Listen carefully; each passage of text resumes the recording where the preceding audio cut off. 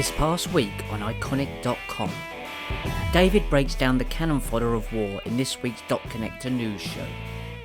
The people who created that war, who decreed that war, who declared that war,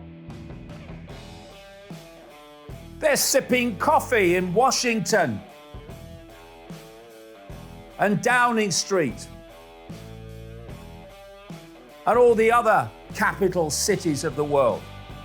They never see a gun fired in anger. Jamie highlights the war for the minds and souls of our children.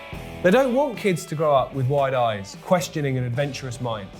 They want good little slaves who are too weak and emotionally traumatized to ever stand up and resist when tyranny becomes the norm. Those are the reasons for this continuing cycle of abuse of our children. It's coming from all angles. It's literally trying to destroy them. Rich is joined by former Navy officer Daryl D. James, who reveals his experience in a secret space program 20 years and back, for this week's deep dive.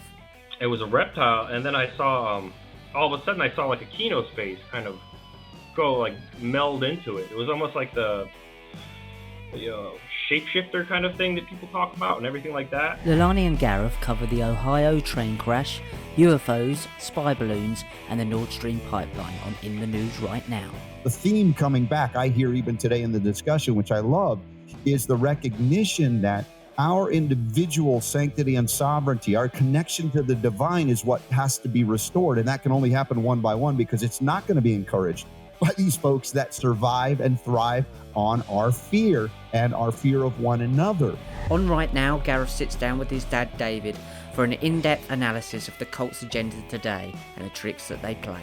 Do you think with the timing of it, that it's a little bit about distraction as well, in the sense that you've got, obviously, the Epstein client list was supposedly meant to be released, and then it's become apparent to anyone that didn't realise anyway that the Americans bombed Nord Stream.